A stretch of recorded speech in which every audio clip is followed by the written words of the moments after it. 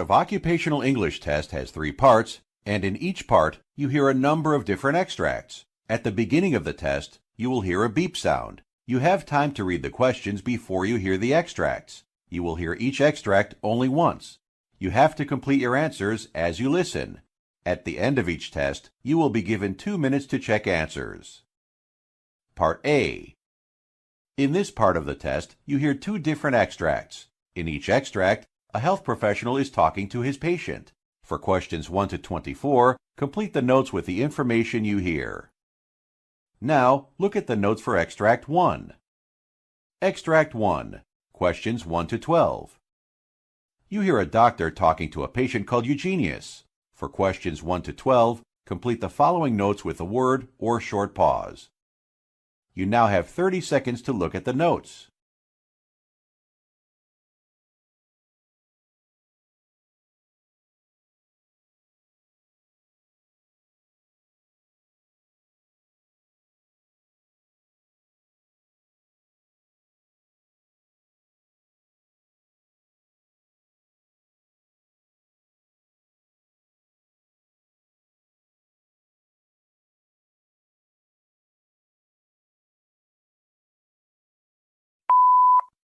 Hello, Doctor. Good morning.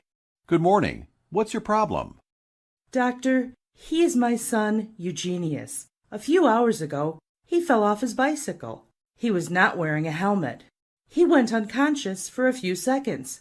He complains of neck pain now. Does he have any other illness? No, Doctor. Okay, what's his age? 12 years, Doctor. Any previous injuries? Very minor injuries, Doctor. Was he taking any medicines? No, Doctor. Does he smoke or drink? No, Doctor. Can you tell me more about family history of illness? Absolutely no illness in our family, Doctor. Any weight loss or gain recently? No, Doctor.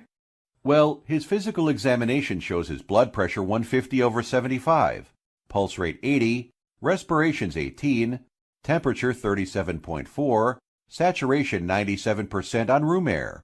He is moderately obese. His neck is symmetric, the trachea is in the midline, and there are no masses.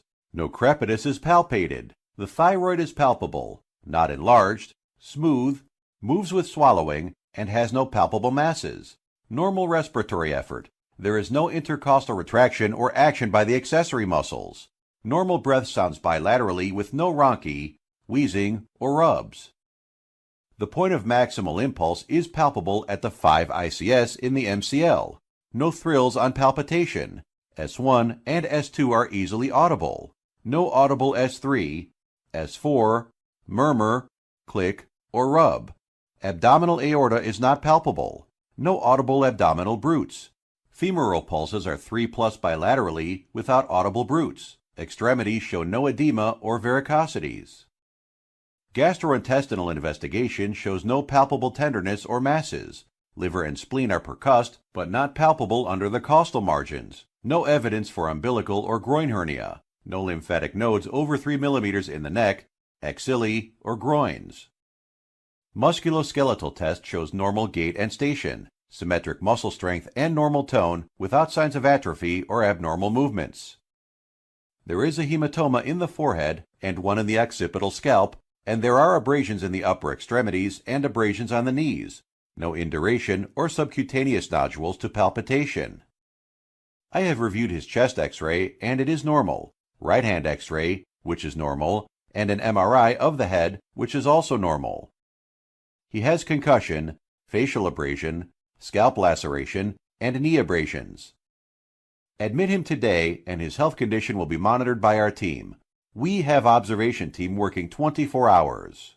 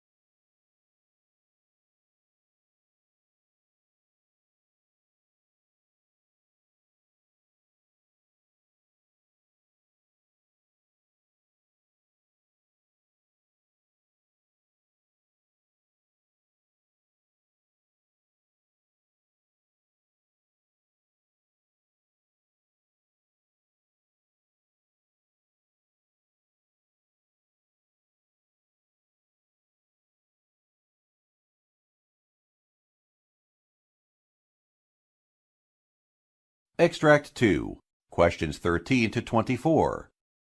You hear a physician talking to a patient called Mr. Gregorius. For questions 13 to 24, complete the following notes with the word or short pause. You now have 30 seconds to look at the notes.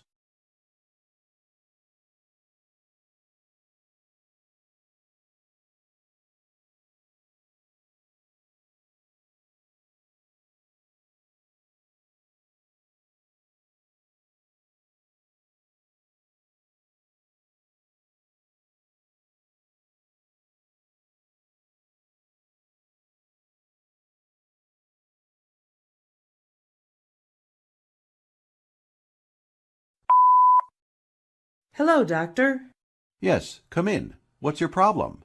Well, he is my husband, and he had a markedly abnormal stress test with severe chest pain after 5 minutes of exercise on the standard Bruce with horizontal ST depressions and moderate apical ischemia on stress imaging only. What's his name? He is Mr. Gregorius. What is his age? 55, doctor. Well, his cardiac catheterization today shows mild to moderate left main distal disease of 30%, moderate proximal left anterior descending coronary artery with a severe mid-left anterior descending coronary artery lesion of 99%, and a mid-left circumflex lesion of 80% with normal left ventricle function and some mild luminal irregularities in the right coronary artery with some moderate stenosis seen in the mid to distal right patent ductus arteriosus. He shows rest anginal symptoms, as well as nocturnal angina symptoms, and especially given the severity of the mid-left anterior descending lesion with a markedly abnormal stress test. I am prescribing him aspirin 325 milligrams once a day, Nexium 40 milligrams once a day, Zocor 40 milligrams once a day. Plavix 600 milligrams, which I am giving him tonight. I would suggest that you transfer him for percutaneous coronary intervention.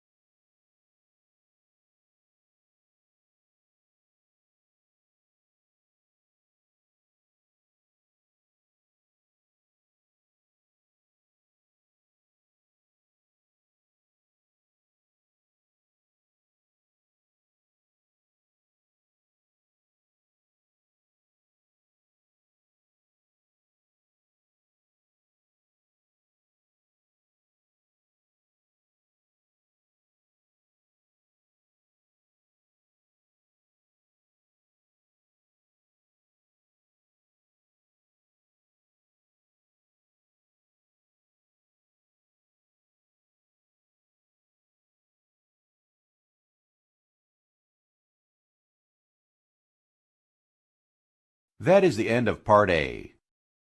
Now look at Part B.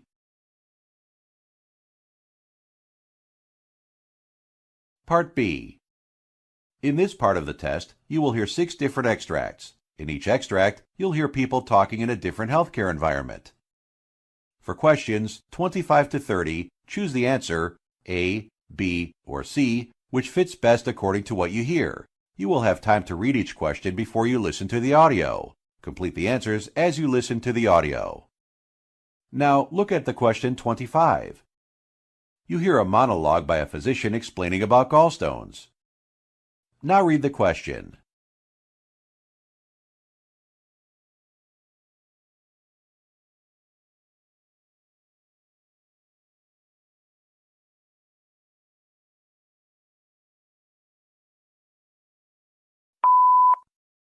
Gallstones are formed due to an imbalance in the composition of bile, resulting in hard stones that are made of pigment or crystallized cholesterol, or a mixture of the two. They can range in size from as small as a sand grain to as large as a tennis ball. One can have a single large gallstone, dozens to hundreds of smaller gallstones, or a combination of both small and large stones. There are 2 types of gallstones. Typically, patients with pigment stones have cirrhosis of the liver, biliary tract infections, and hereditary blood disorders, including sickle cell anemia. These are all conditions that produce too much bilirubin, of which the stones are made of. Pigment stones tend to be dark brown or black. Cholesterol stones are formed as a result of bile that is made of too much cholesterol or bilirubin and not enough bile salts. They can also form when the gallbladder fails to empty during the digestive process. They are usually yellow-green gallstones, which are the most common type.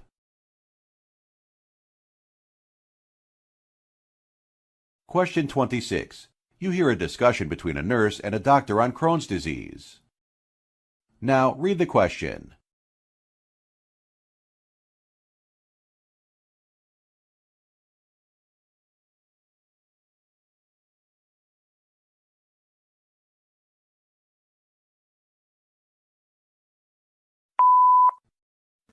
Hello, doctor. What are the different types of Crohn's diseases? Well, Crohn's disease is a chronic, incurable disease that can cause inflammation anywhere along the digestive tract. Crohn's disease is characterized by symptoms of abdominal pain, diarrhea, cramping, weight loss, bloating, and blood in stools. Crohn's disease affects people differently, mainly due to the different types of the disease and the areas they affect. The most common types of Crohn's disease are ileocolitis that affects the colon and adjacent ileum, jejunalitis affects the jejunum, ileitis affects the ileum, Crohn's granulomatous affects the colon, gastroduodenal Crohn's disease affects the stomach and adjacent duodenum.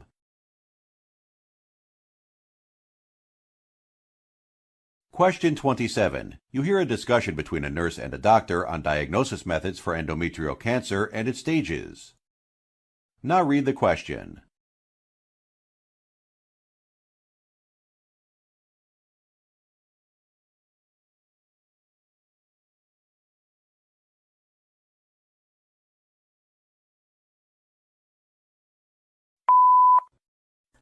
Hello, doctor.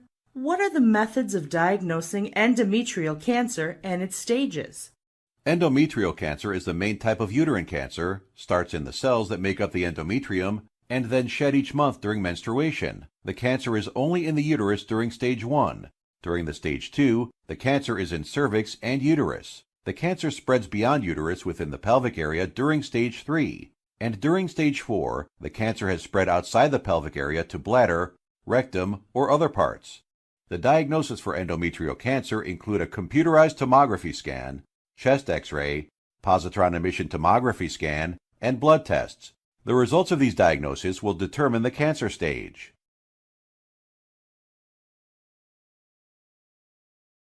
Question 28. You hear a discussion between a nurse and a doctor on types of hemorrhoids and their effects. Now read the question.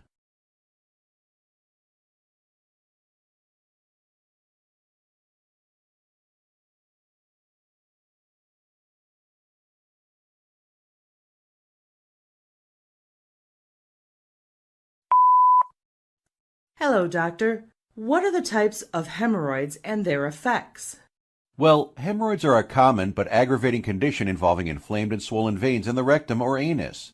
Often, external hemorrhoids are identified by a lump on the surface of the anus. These tend to be the most uncomfortable because they are nerve endings in the area. Anal pain, itchiness, tenderness when wiping are some of the symptoms. The pain can become especially severe if the hemorrhoid clots. Typically, internal hemorrhoids are painless and undetected with no visible signs. Pain can occur if the hemorrhoid begins to prolapse out of the anal canal, though this is rare. If the hemorrhoid becomes fixed outside of the anal canal, the pain can often be excruciating, especially if thrombosed. On rare occasion, such hemorrhoids will require emergency care.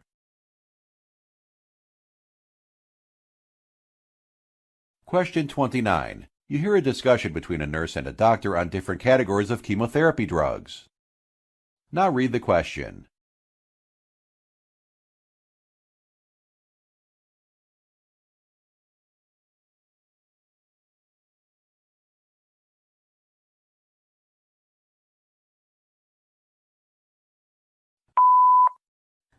Hello, doctor. What are the different categories of chemotherapy drugs? There are several types of chemotherapy drugs that vary both in their functioning and on which part of the cell cycle they work. Alkylating agents are nonspecific drugs that directly damage DNA. Examples include Cytoxan and Myloran. Antimetabolites work by pretending they are nutritional sources for the cell. Cancer cells take up these drugs instead of nutrients and essentially starve to death. Examples include navalbine, VP16, and Gemzar. Plant alkaloids include drugs obtained from plant sources. Examples include cosmogen and mutamycin.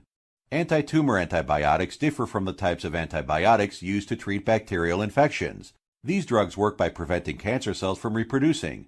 Examples include adriamycin and ceruvidine.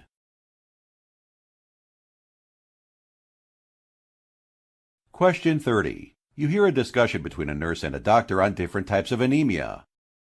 Now read the question.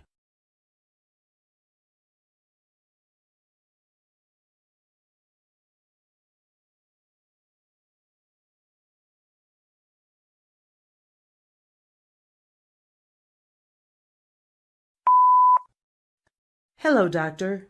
What are the different types of anemia? Anemia results from a decreased number of red blood cells or hemoglobin, the protein that carries oxygen. Anemia can result from iron deficiency, sickle cell disease, or thalassemia. Neutropenia is a decreased number of neutrophils, a type of white blood cell, which are an essential part of our immune system that fights off bacterial infections. There are numerous causes, including autoimmune neutropenia, Shwachman-Diamond syndrome, and cyclic neutropenia. Polycythemia vera is a condition in which our bone marrow makes an excessive number of red blood cells. This increase can elevate your risk of clot formation. Immune thrombocytopenic purpura is a condition in which the platelets are marked as foreign and are therefore destroyed. This can lead to very low platelet counts and bleeding. Thrombocytosis is a condition caused by an increased number of platelets.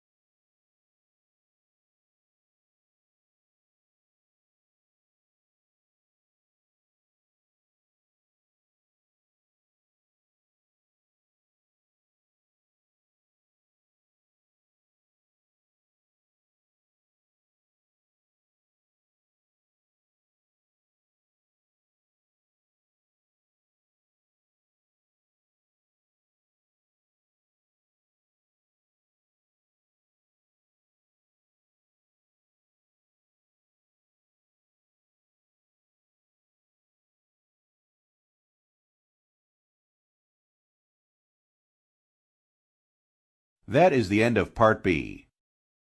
Now look at Part C.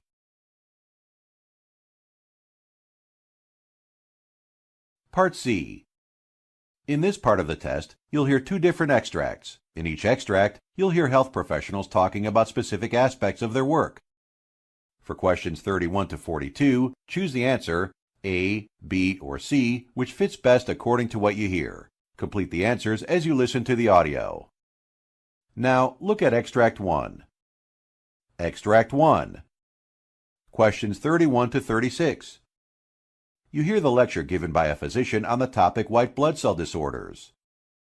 You have 90 seconds to read questions 31 to 36.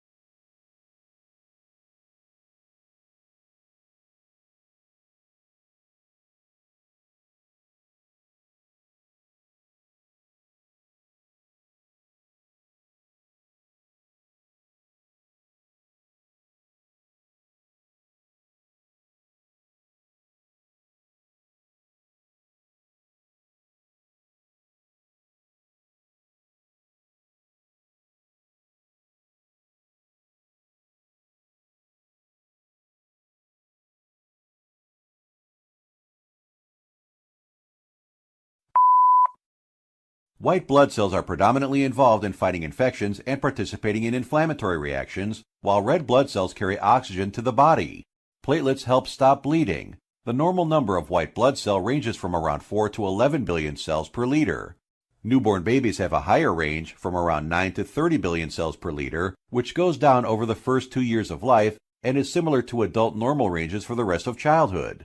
Opposed to red blood cells, the normal range is not affected by gender. However, it is affected by race. In national studies, African Americans have lower baseline white blood cell counts than Caucasians. There are several different ways to categorize white blood cell disorders. First, they can be categorized by cause, those that affect white blood cell production and other factors that affect the function of the white blood cell. Secondly, white blood cell disorders might be categorized by which type of white blood cell is affected. In some disorders, all the white blood cells are affected, but others only affect one type. There are 5 major types of white blood cells: neutrophils, which predominantly fight bacterial infections; lymphocytes, which predominantly fight viral infections; monocytes, which predominantly fight fungal infections; eosinophils, which predominantly fight parasitic infections and are involved in allergic reactions; and basophils, which are involved in inflammatory reactions. Thirdly, white blood cell disorders can be classified as benign or malignant. The majority of white blood cell disorders are benign. Generally, too much of one type of white blood cell is suffixed with philia on the end of the word, and too few of one type of white blood cell is suffixed with pinia, which is applicable to all types of white blood cells. For instance, leukophilia is a white blood cell count above the normal range, and leukopenia is a white blood cell count below the normal range. These can also be applied scientific white blood cells, such as neutropenia, with too few neutrophils, or basophilia, with too many basophils. Leukophilia is an increased number of white blood cells. The most common causes are infection, medications like prednisone. Autoimmune neutropenia occurs when the body secretes antibodies that attack and destroy neutrophils. Patients with severe congenital neutropenia are born with severe neutropenia secondary to genetic mutation and have recurrent bacterial infections. Cyclic neutropenia is caused due to genetic mutation, similar to severe congenital neutropenia. However, the neutropenia does not occur every day, but in cycles of about 21 days. Leukemia is a cancerous white blood cells produced in the bone marrow. Chronic granulomatous disease is a disorder where multiple types of white blood cells become unable to function properly. It is an inherited condition and results in multiple infections, particularly pneumonia and abscesses. Leukocyte adhesion deficiency is a disorder where the white blood cells are unable to move areas of infection.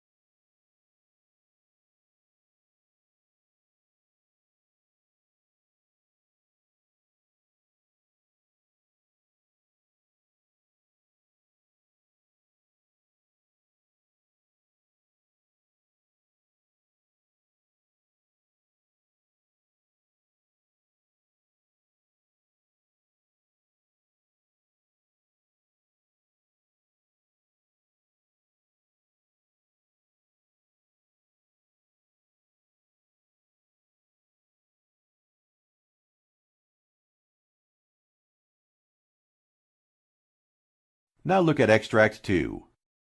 Questions 37 to 42. You hear the monologue of a physician giving a lecture on the different types of non-Hodgkin's lymphoma. You have 90 seconds to read questions 37 to 42.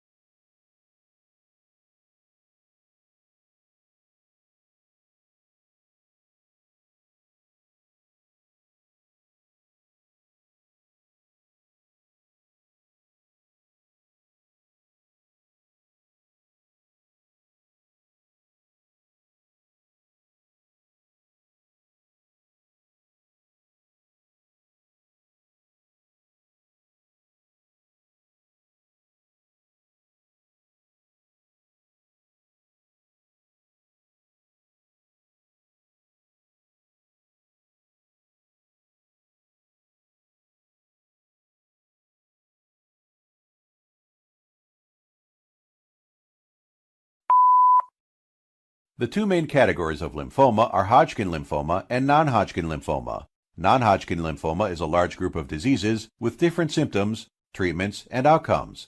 The appropriate name of the type of non-Hodgkin lymphoma may include a number of descriptive terms that can be difficult to understand. Lymphomas arise from lymphocytes, a type of white blood cell, which are of two types, T cells and B cells. Both help in killing infectious agents, however, in slightly different ways. Based on the type of lymphocyte turned into the cancer cell, the patients may have a T cell or a B cell lymphoma. B cell non-Hodgkin lymphoma is the more common type. There are many different types of B cell and T cell lymphomas, each behaving in a different way. Pathologists performing biopsy of the tumor define the cancers in terms of grade. High-grade lymphoma cells look quite different from normal cells. They tend to grow aggressively. Low-grade lymphomas have cells that look much more similar to normal cells and multiply gradually. Intermediate-grade lymphomas fall somewhere in the middle. The behavior of these types is also described as indolent and aggressive. What the pathologist describes as a high-grade or intermediate-grade lymphoma usually grows fast in the body, so these two types are considered aggressive non-Hodgkin lymphoma. Surprisingly, aggressive non-Hodgkin lymphoma often responds better to treatment, and many people with aggressive non-Hodgkin lymphoma are cured if they are diagnosed early. The most common kind of aggressive lymphoma is diffuse large B-cell lymphoma.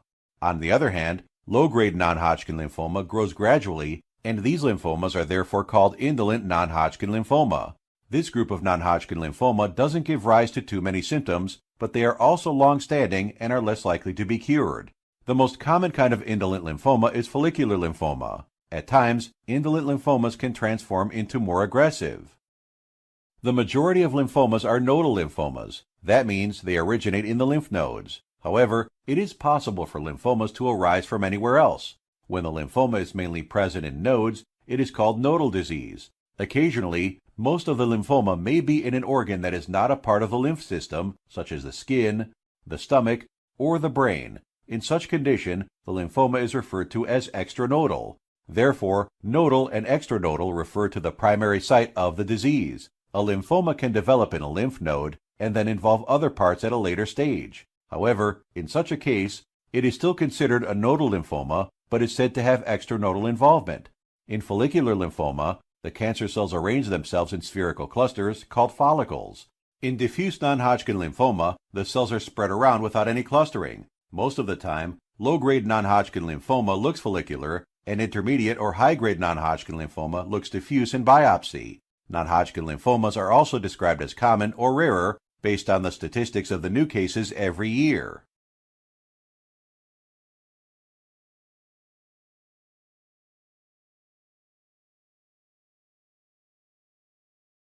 That is the end of Part C.